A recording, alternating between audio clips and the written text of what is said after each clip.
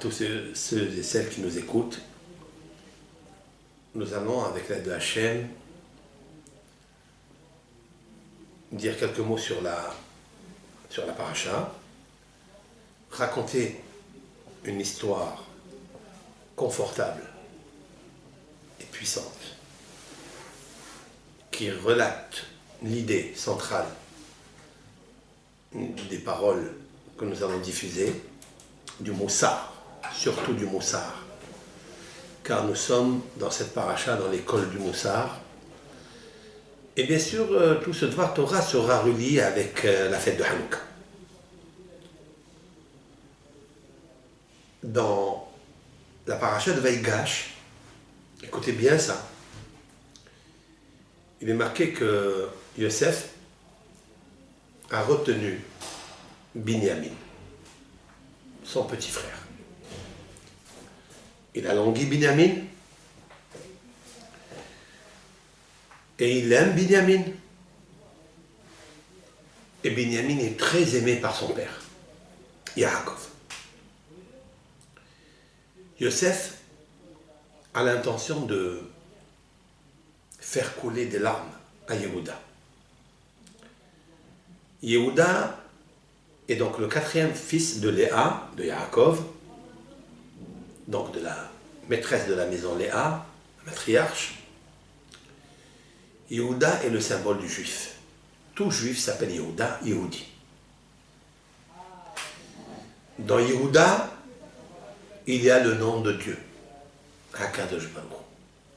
Autrement dit que chaque Yehudi porte en lui le nom du tétragramme, Yud-Ke Vav-Ke. Si vous vous demandez la question pourquoi chaque Ben Israël, chaque Bat Israël a une âme en flamme d'amour, de pitié, de clémence, il faut savoir que cette âme la puise d'un grand puits de Hassadim, de clémence, qui s'appelle Yud-Ke Vav-Ke, le nom de Hakadosh Baruch Hu, qui régit les mondes. Car sans Hesed de Hakadosh Baruch Hu, il n'aurait pas créé ce monde. Il l'a créé que pour déverser sur lui, sur ses créatures, sur la créature principale qui parle, intelligente, l'homme. En général, et en particulier, le Ben Israël. Le Ben Israël est attaché complètement à son Père dans le ciel. Il est attaché par le fil conducteur qui s'appelle la corde, Hevel, que moi j'appelle la miséricorde. Cette corde qui est miséricorde, qui est le nom de Dieu, comme il est marqué dans les versets. Helek Adonai Amo, c'est-à-dire, le Amo c'est son peuple, le peuple d'Israël.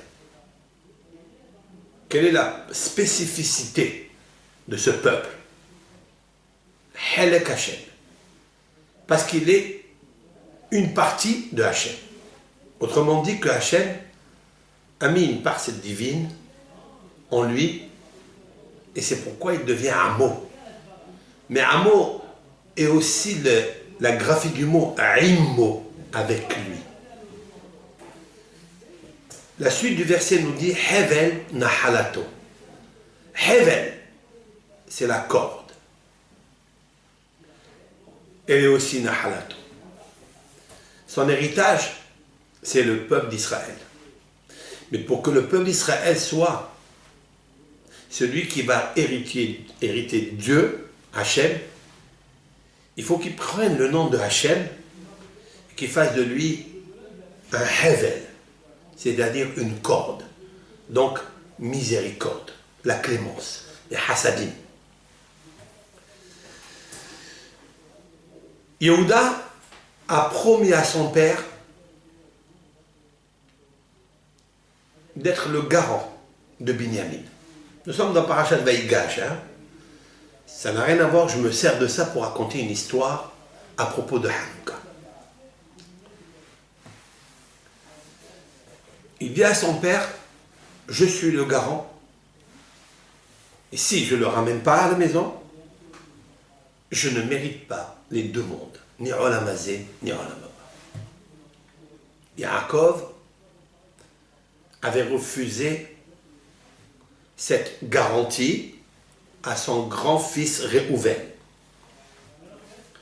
Parce que Réhouven, il dit, si je ne te l'amène pas, à Binyamin, tu élimineras moi et mes enfants. Yaakov lui a dit, choté, tu es un sot, un imbécile. Élimineras tes enfants. Pourquoi tes enfants ne sont pas mes enfants? Est-ce que c'est comme ça qu'on prend une garantie? Donc il a récusé l'engagement et l'investissement de Réhouven. Cependant, la phrase qui a convaincu à Yaakov, celle de Yehuda, qu'il n'aura pas de part dans Olam Haba. Et ça, c'est une puissance.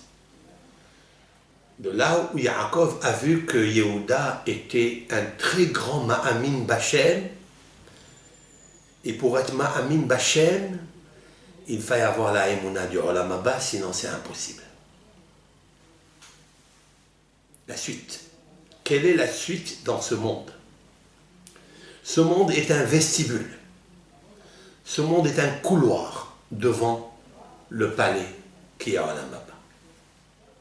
Prépare-toi dans ce couloir afin de rentrer meilleur, bonifié, bien paré de diamants, de pierres précieuses dans ton palais. C'est là où tu vivras éternellement. Comme disent nos sages dans les maximes de nos pères, Haken atzmecha bifrosdor kedesh etikanes litraklim.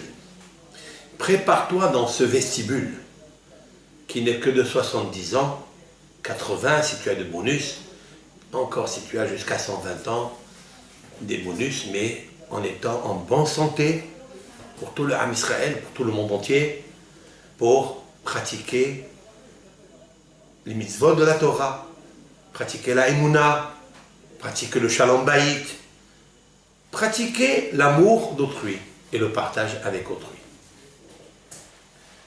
C'est ça la ahdout du Ham Israël. Yehuda a convaincu son père que ce monde-là est un monde de vestibule, est un monde où il faut se préparer pour le Olam Haba. Il lui dit, Yehuda, à son père, tout ce que j'ai préparé comme mitzvot dans ce monde, je suis prêt à le perdre. Si je ne te ramène pas ton fils que tu aimes, dont ton âme est attachée à son âme, c'est-à-dire Yaakov à Binyamin, comme la flamme est attachée intrinsèquement avec la braise. Voici ce que Yehuda va dire à Yosef Hatzadik qui a retenu son fils Binyamin. Il est marqué, si tu me le prends, ve'ata keboi el avdecha avi, écoutez bien ça, lorsque je vais revenir, il est en Égypte là, Binyamin est retenu chez Yosef pour cause du vol de la coupe de Yosef Hatzadik. C'est Yosef Hatzadik qui l'a mise dans le sac de Binyamin, certes. Yehuda lui dit, si tu le gardes, quand je vais revenir chez mon père, et le jeune n'est pas avec nous, et son âme est attachée à l'âme de Yaakov. Lorsque Yaakov verra que le fiston, ce jeune Binyamin n'est pas avec nous, va mettre, littéralement cessera de vivre. C'est sûr et certain, c'est comme quand une flamme s'éteint, quand elle est saisie avec la gahelet, nafsho keshura benafsho, si Binyamin n'est pas là, donc la braise disparaîtra. Elle s'éteindra, la braise c'est Yaakov, la flamme c'est Binyamin, les deux disparaîtront. Va mettre, il mourra. Et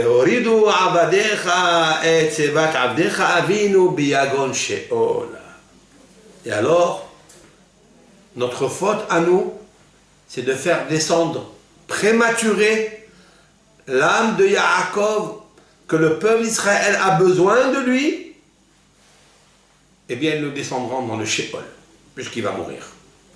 Puis dans le verset Lamed Dalet, il est marqué que Yehuda, il lui dit, écoute, je me propose de rester en prison donc, à la place de Binyamin. Il répète des mots un peu plus forts. Et c'est là où commence l'engagement que le Yehudi prend pour sauver son frère parce qu'il a promis qu'il allait le faire. Il dit,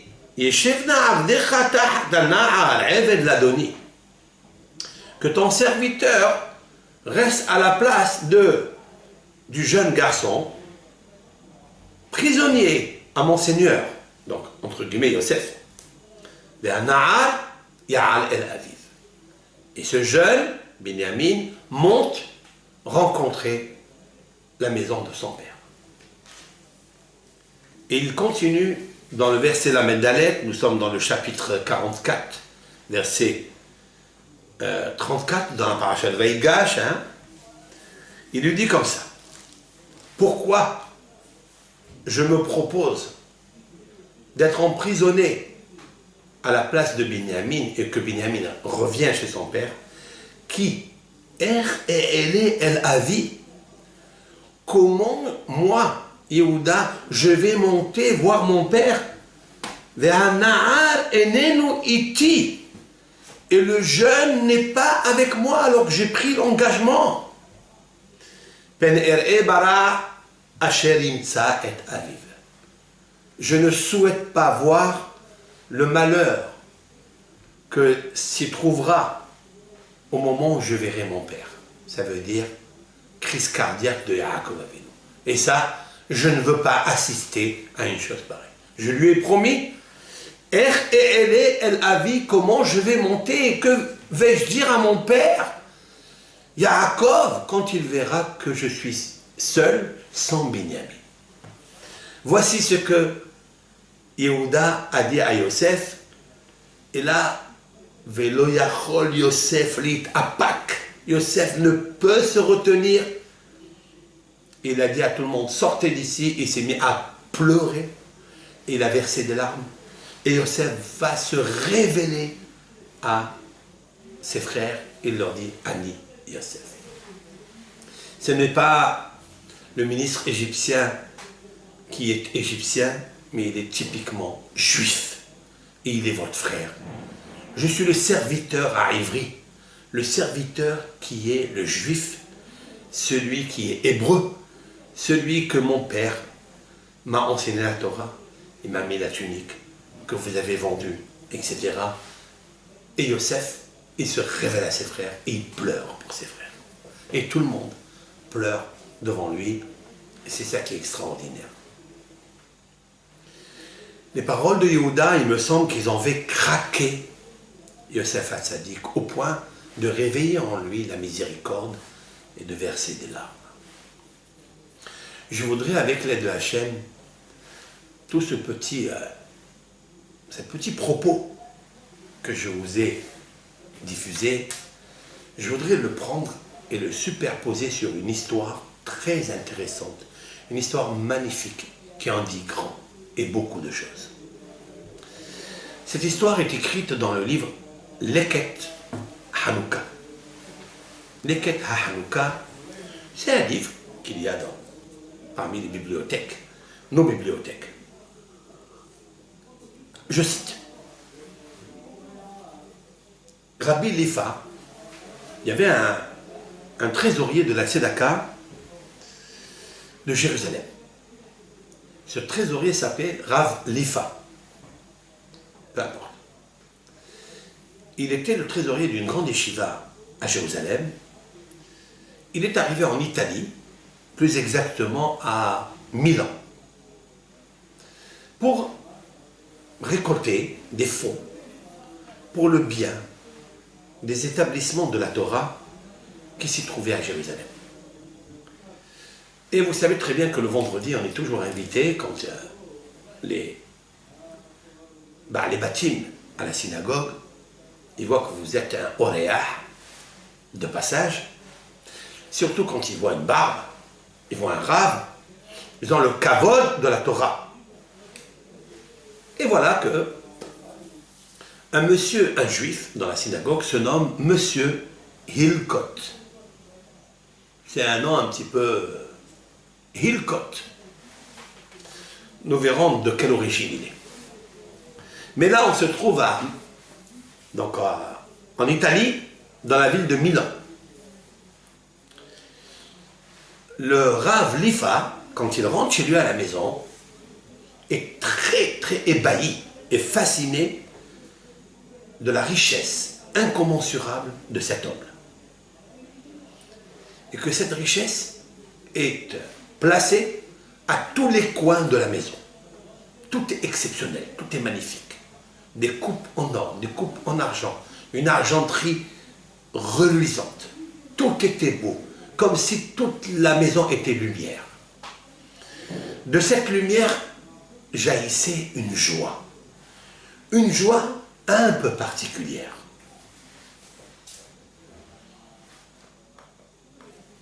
Du plafond se déversaient des candélabres, des lustres en cristal reluisants, brillants, quelque chose de magnifique. Et le Rav, il a oublié qu'il était à Milan, il a oublié qu'il était en Italie. Il pensait qu'il était vraiment dans le Gan Eden. Les parterres, tapissés de marbre, valeureux et noble en même temps. Tout ce qu'il y avait d'acoustique était quelque chose qui était exceptionnel, qu'il n'a jamais vu dans aucune maison. Tellement la richesse de M. Hilkot. À table, une table presque en or, avec des fourchettes en or, des cuillères en or, et toutes les assiettes en porcelaine, délicates, très valeureuses, je ne sais de quelle porcelaine, pas de Limoges ou de Baccarat, je ne sais quoi. Et il était là curieux, à savoir que c'était des vases précieux qui étaient sur la table.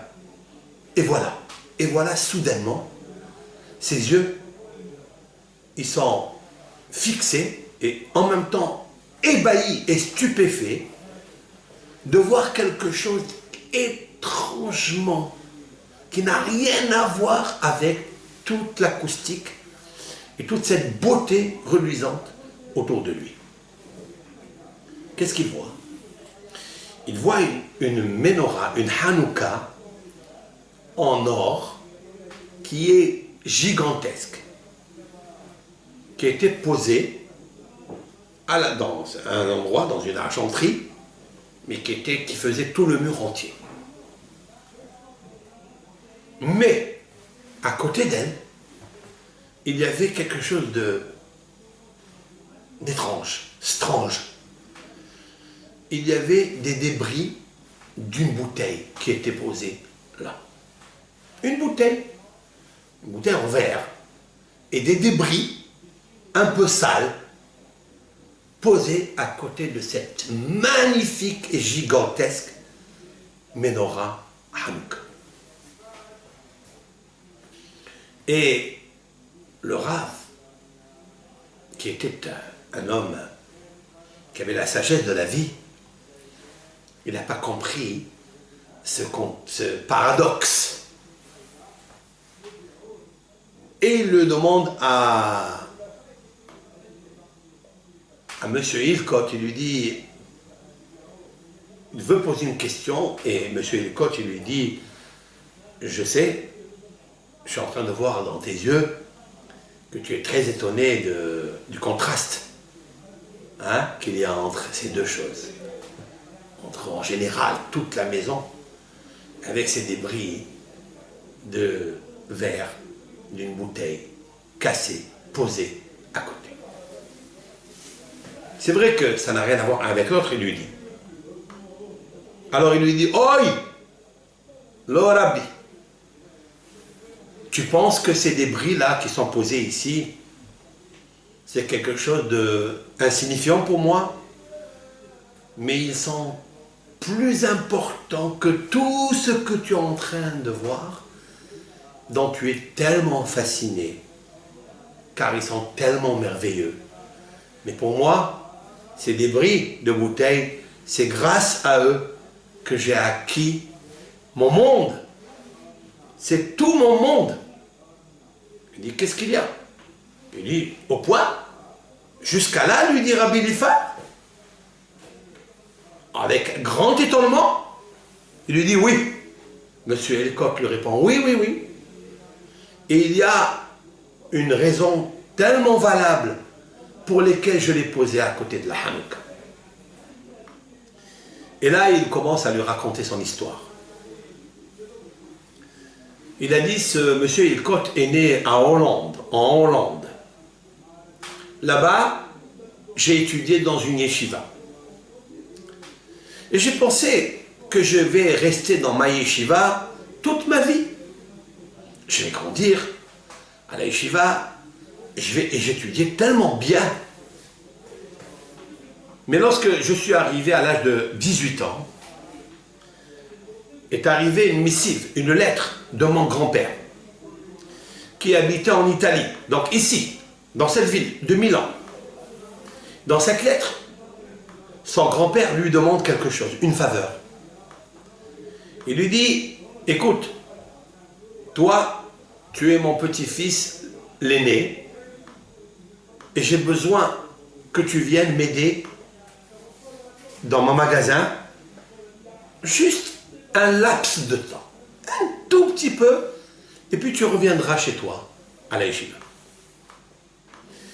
Et comme lui dit le grand-père, je ne me sens pas bien, ma santé est affaiblie, je voudrais que tu prennes la place de ton grand-père dans ce magasin pour une période courte. Et donc il l'a renforcé et lui dit, s'il te plaît, viens. Alors M. Hilkot, il dit, je me suis trouvé un peu gêné et je suis encore très jeune. Comment je vais en même temps écouter ce que mon grand-père me dit, c'est-à-dire, c'est de quitter la yeshiva, qui est tellement exceptionnelle pour moi, car je peux encore étudier avant mon mariage et après travailler.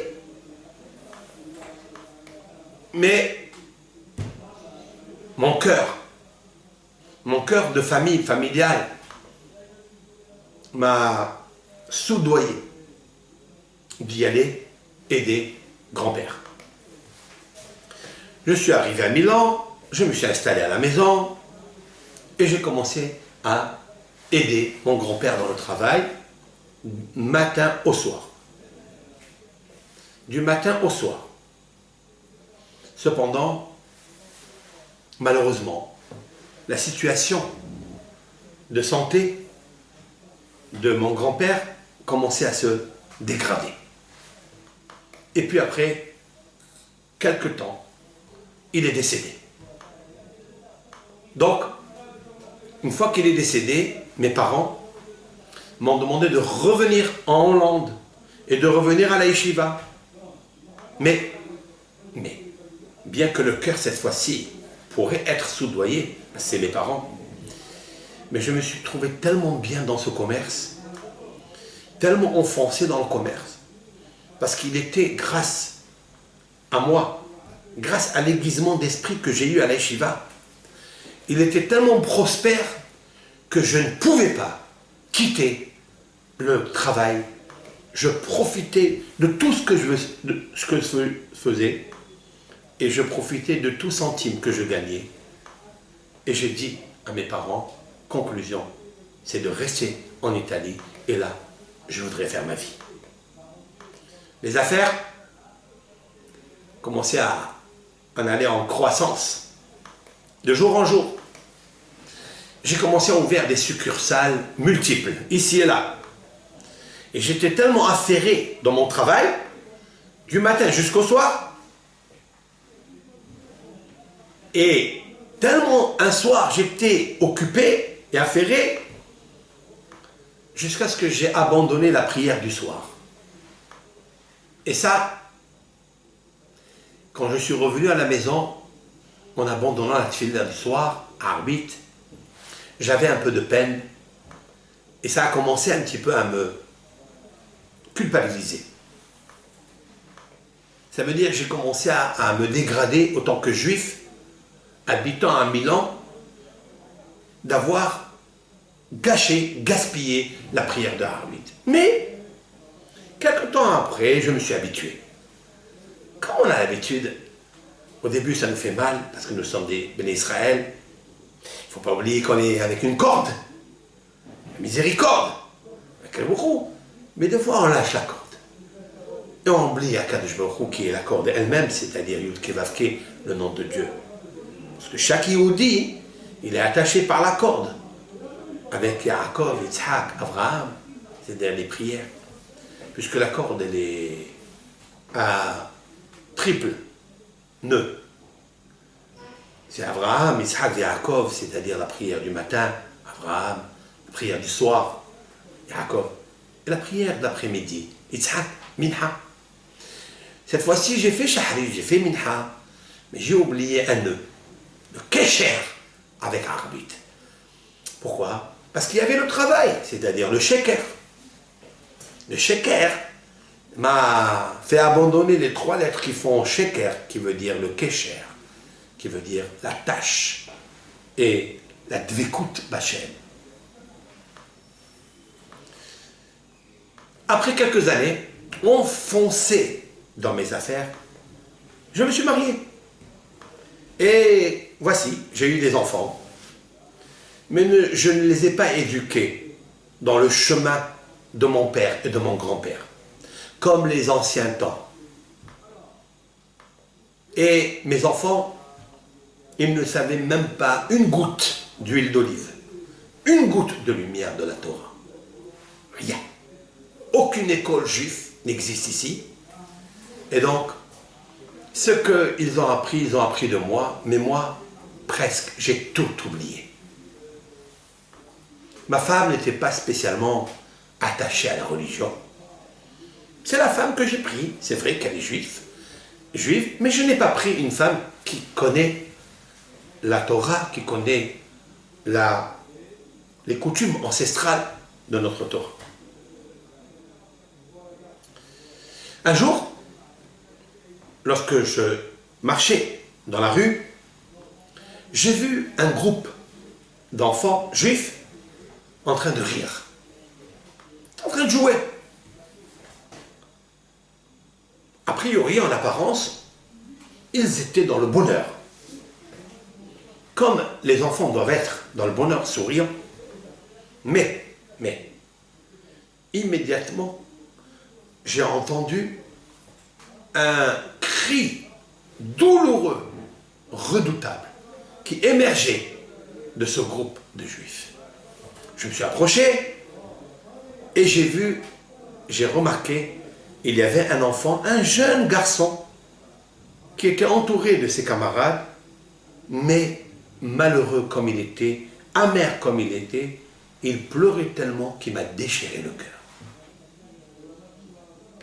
Les amis qui étaient autour de lui essayaient de le consoler, de le calmer, mais il ne se calme pas. Il répétait la phrase que je vais vous citer. Ma agid le abba, ma agid le abba. Je traduis. Que vais-je dire à mon père? Que vais-je dire à mon père? Donc je me suis rapproché.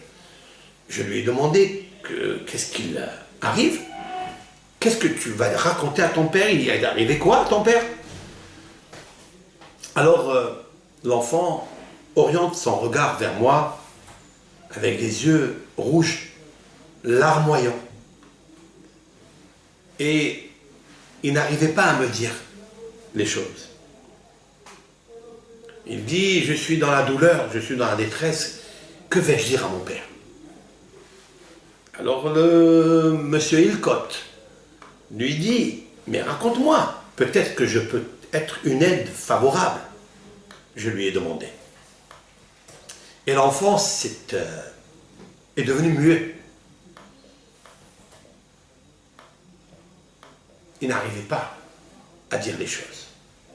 Que vais-je dire à mon père? C'est la phrase qu'il avait dans sa bouche. Les camarades qui étaient autour de lui ont commencé à m'expliquer exactement qu'est-ce qu'il avait. De quoi s'agit-il? Son père, de ce jeune garçon, a économisé pendant une grande période, centime par centime, pour acheter une bouteille d'huile d'olive pour pouvoir allumer les nérotes de Hanouka. Chaque année, il économisait des centimes pour acheter cette bouteille d'huile.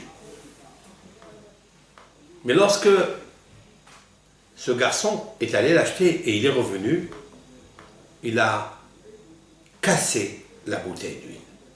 Il lui a glissé des mains et donc cette bouteille est par terre, l'huile s'est déversée, s'est abîmée et c'est la raison pour laquelle cet enfant est en train de pleurer.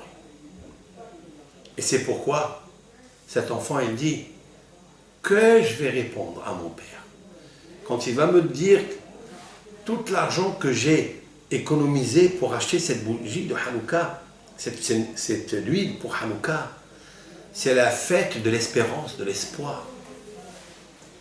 C'est la fête des Nissim Veniflaot, du Ham Israël, de la Géoula Shlema. C'est la renaissance. Qu'est-ce que je fais? Alors M. Hilcott dit à Rav Lifa, j'ai commencé à fixer l'enfant qui continue à pleurer et répéter sans arrêt avec souci, Ma'agid le Abba, que vais-je dire à mon père? Qu'est-ce que je veux répondre à mon père? J'ai eu une grande pitié, une grande souffrance pour l'enfant et je lui ai promis de l'aider. Je lui ai dit, écoute, viens avec moi, je vais aller au même magasin où tu as acheté la bouteille et là-bas, j'achète une bouteille pour toi, je te la paye. Comme ça, tu vas être content, tu ramènes la bouteille à ton père. Quand je lui ai dit ça, ses yeux ont illuminé, ont éclairé, comme le luminaire de la Ménorah. Alors, Baruch Hashem, tout le monde était content, dans cette joie, la joie du petit. Je lui ai acheté la bouteille, je lui ai donné, et l'enfant est parti donc chez son père. Il a de quoi dire à son père. Puis j'ai rebroussé chemin pour partir chez moi à la maison. Et c'était très tard dans la nuit. Et voilà que les mots, les 3 mots, que vais-je dire à mon père? Que vais-je dire à mon père que l'enfant sortait de sa bouche avec les larmes et avec la souffrance, retentissait dans mon cerveau. Comme une musique qui était pétrie de tristesse, de souciance. Ma'agid le Abba, Ma'agid le Abba, que vais-je dire à mon père, que vais-je dire à mon père? Les Az, et alors, le mercure de la spiritualité qui est contenu dans cette phrase, que vais-je dire à mon père, a commencé à me pénétrer dans mon fort intérieur, à l'intérieur de mon âme, dans les cordes de mon cœur, dans les cordes de mon âme. Et j'ai commencé moi-même à dire, Ma'agil le Abba, moi qui ai étudié à la Shiva, je suis aujourd'hui à Milan, parmi les nations, parmi les goïms dans la galoute, j'ai tout oublié. Mes enfants, ils connaissent aucune goutte d'huile d'olive, aucune goutte spirituelle, aucune lumière ils peuvent allumer. Que vais-je dire à mon Père dans le ciel? Que vais-je dire à mon Père dans le ciel? Il m'a donné une neshama tellement précieuse, tellement belle, avec laquelle je pourrais acheter des choses magnifiques dans ce monde. Et il m'a recommandé surtout de la sauvegarder à cette neshama. De ne pas impurifier l'huile d'olive de la neshama. Qu'est-ce que je vais lui dire après 120 ans? Quand je vais être en face de lui, quelle est la face? Quelle est la phrase sûre que je lui donnerai pour faire surface, en face, sûre? Comment? Ça sera difficile. Alors, à cause de ça, j'ai commencé à tourner le dos et donner la nuque raide à ma religion. Quelle réponse? Quelle argumentation je pourrais donner au moment où je serai devant mon Père du ciel, qui est mon seul repère, alors que j'ai commis combien d'impairs à son égard? Alors qu'est-ce que j'ai fait? Je suis revenu à l'endroit de la bouteille. Et là, j'ai vu les débris de cette bouteille d'huile d'olive.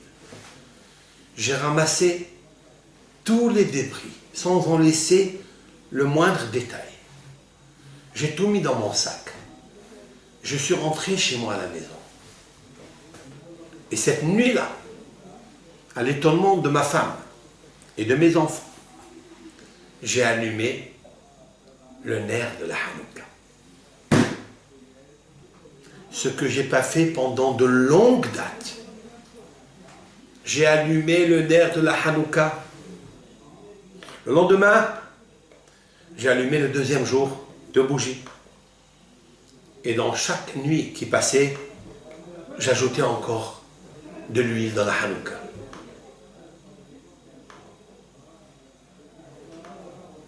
C'est-à-dire dans l'âme que je possède, dans la menorah, théora que l'Éternel m'a donnée dans ma neshama, j'ajoutais de l'huile, de compréhension, de lumière. Qu'est-ce que ce monde? Qu'est-ce que Galut Yavan?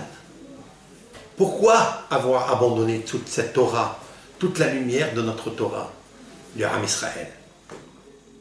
Alors je me suis rappelé de mes parents, là où je suis né. Quand j'ai vu que je tellement été loin, mais quand est-ce que je suis revenu à mon père? C'est à Hanouka. Aujourd'hui, je suis revenu à la Torah, à l'accomplissement de mitzvot. Alors se tourne Hilkot, monsieur Hilkot, vers Rabbi Lifa et lui dit: maintenant tu comprends pourquoi j'ai posé ces débris devant cette magnifique menorah, magnifique Hanouka. Et Rav Lifa était tellement en extase de cette histoire.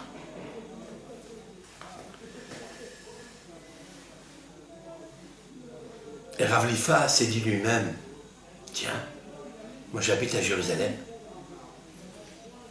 Jérusalem, le cœur de la Torah, là où se trouve la pupille des yeux de Hachem, le Beth Amikdash, le cœur du monde. Combien je suis content d'être à Jérusalem, car je suis le plus proche de mon Père. Combien je devrais faire de mitzvot, pour avoir au moins l'argument de lui dire à Hachem, je t'ai amené ce que tu m'as donné. Tu m'as confié une âme magnifique, je ne devrais pas la souiller. Fin de citation de l'histoire. C'est une histoire, il me semble, extraordinaire. Si on voit deux choses dans cette histoire. C'est l'histoire de Yehuda avec Binyamin. Binyamin, c'est le Beth Amikdash. C'est la Ménorah. Il y a une partie du Beth Amikdash d'ailleurs qui est dans la partie qu'a reçu Binyamin en héritage. C'est Yehuda et Binyamin qui ont reçu à peu près la partie du Kodesh HaKodashim, du Saint des Saints. À côté de ça, il y avait la grande Ménorah. Yehuda a dit à Yosef, El Avi, comment je vais monter chez mon père? Et le jeune n'est pas avec moi. C'est ce qu'a répété ce juif, M. Hilcott. Comment je vais revenir chez mon père du ciel? Et ce jeune, c'est-à-dire la jeunesse. Un noir. La jeunesse, qu'est-ce que j'ai fait de ma jeunesse? Comment j'ai gaspillé ma jeunesse? Comment je vais ramener cette jeunesse à Hachem, Yitbarach, mon Père dans le ciel? Qu'est-ce que ça a fait, ça? Ça a fait craquer Yosef. Ça a fait craquer tout un juif qui écoute ça. Il n'a qu'à se demander, qu'est-ce que j'ai fait de ma vie et de ma jeunesse? Alors pour le tikkun de ça, il faut faire quoi? Il faut verser des larmes. Il me semble que la puissance de cette histoire, ça n'est pas seulement la phrase que le petit jeune garçon a répétée. Que vais-je répondre à mon père? C'est plus que ça. C'est qu'il les a dites, ces phrases-là, avec les larmes. Et vous savez qu'il n'y a aucune larme qui se gaspille. Quand un Ben Israël, il pleure pour faire Teshuvah, parce qu'il dit, qu'est-ce que je vais raconter à mon père dans le ciel? Et il verse des larmes. Bien, ces larmes, ce sont des clés qui ouvrent la miséricorde de Dieu. Comme dit et le confirme le traité talmudique Berachot, page 32, c'est-à-dire lève le cœur. Il y a ici un sod et un remel dans cette Gemara, que depuis que le temple est détruit, toutes les portiques sont fermées. Toutes les portes, de A jusqu'à Z, de Aleph jusqu'à Tav, Ora, Gila, Bracha, Parnassa, Tzedaka, Teshuvah, tout est fermé, sauf une. Sha'are Dima, les portiques des larmes. Ça, c'est pas fermé. Parce que si tu as un cœur d'Aflev, c'est dans le page 32, comme la valeur numérique lève, même si tu as un cœur en pierre, tu as un bon cœur. Parce qu'on dit toujours, il y a des gens qui ont des bons cœurs, mais il y a d'autres qui ont des bons cœurs. Mais les larmes, c'est Blake et Decker. Ça rend très fort.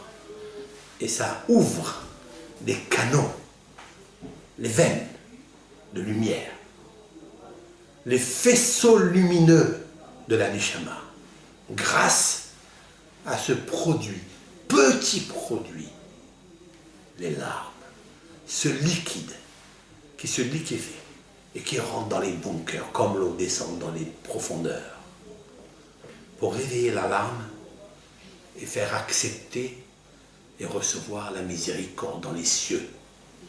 Parce que les larmes déchirent tous les mauvais décrets. Il me semble que lorsque le petit enfant a pleuré devant ces débris et devant l'huile d'olive qui s'est déversée et gaspillée, comme la jeunesse qui se gaspille, qui se jette dans les labyrinthes des égouts. Eh bien, il faut savoir que ces larves-là ont installé une neshama à l'intérieur de ces débris.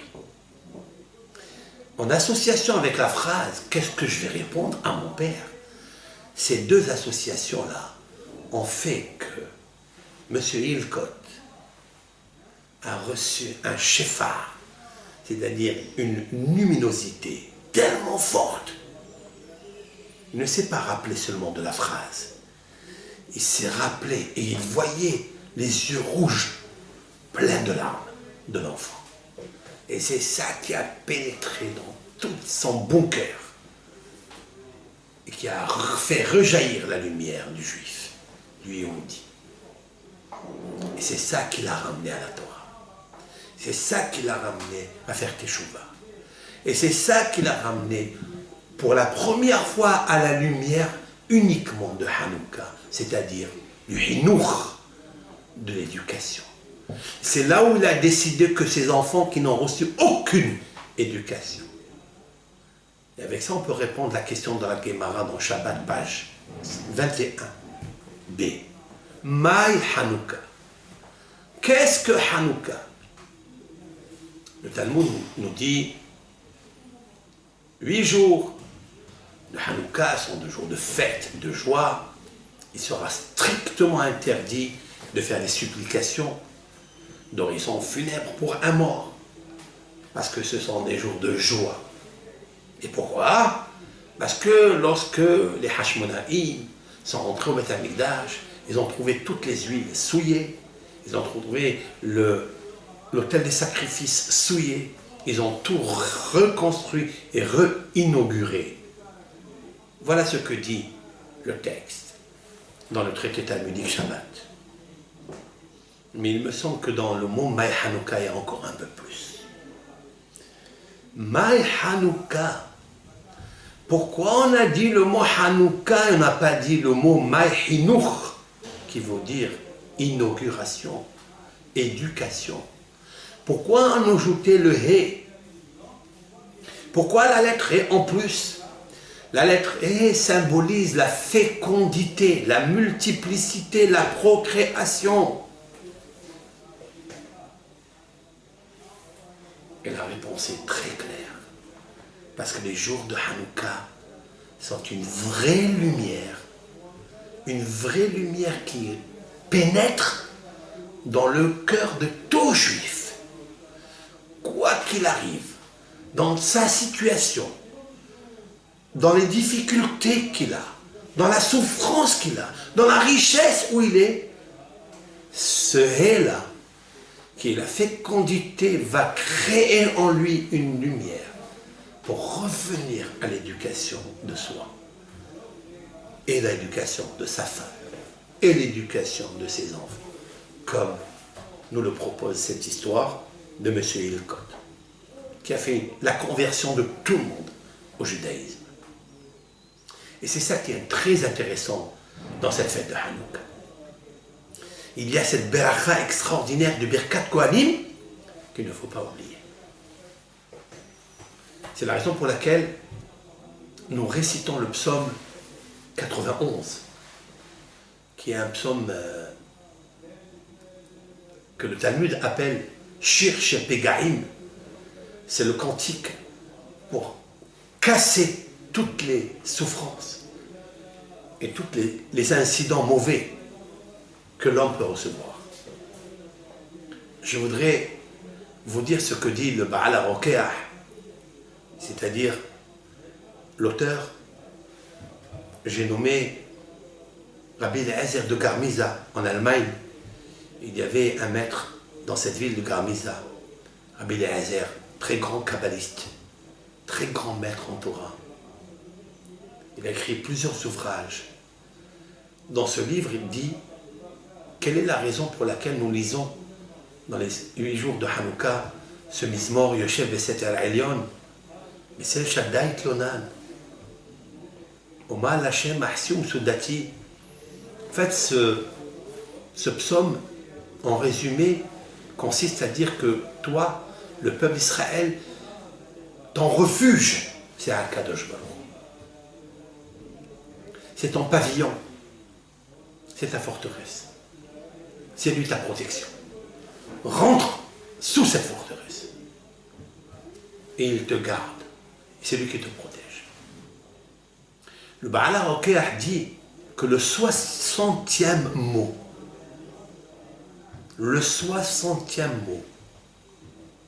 je vous demande de le compter dans le psaume 91, de prendre votre doigt, ce doigt-là, index, et vous indiquez chaque mot.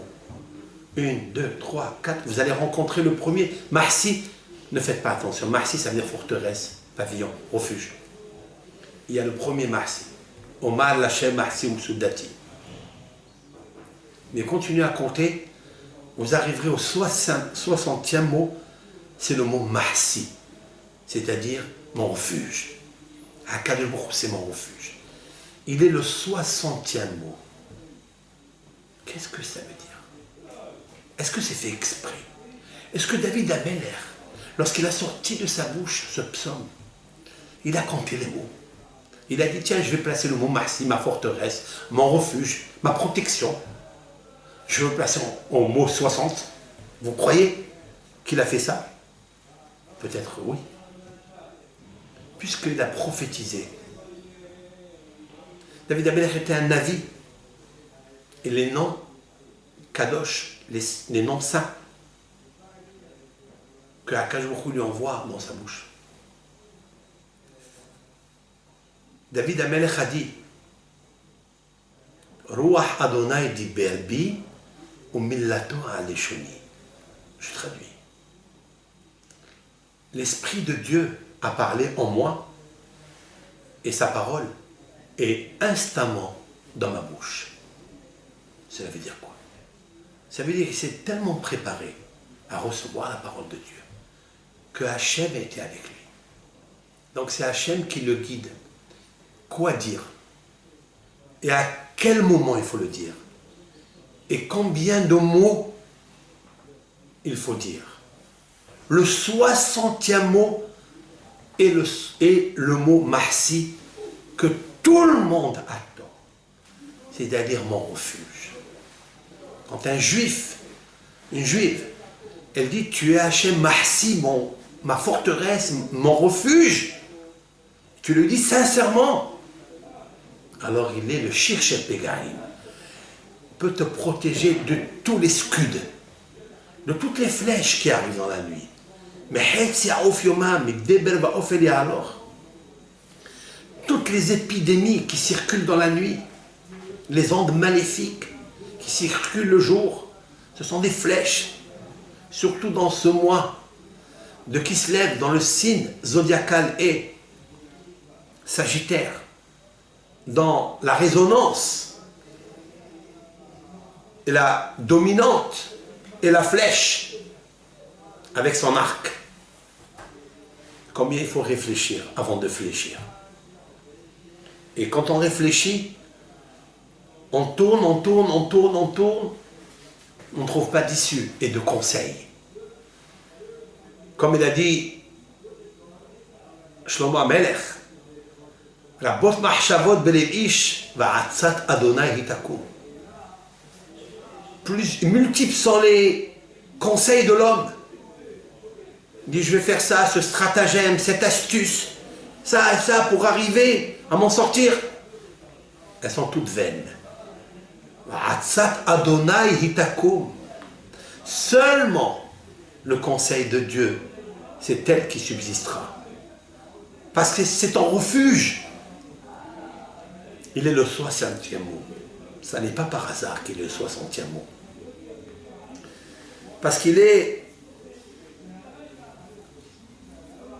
Il confirme, il consigne les 60 lettres de Birkat Kohanim.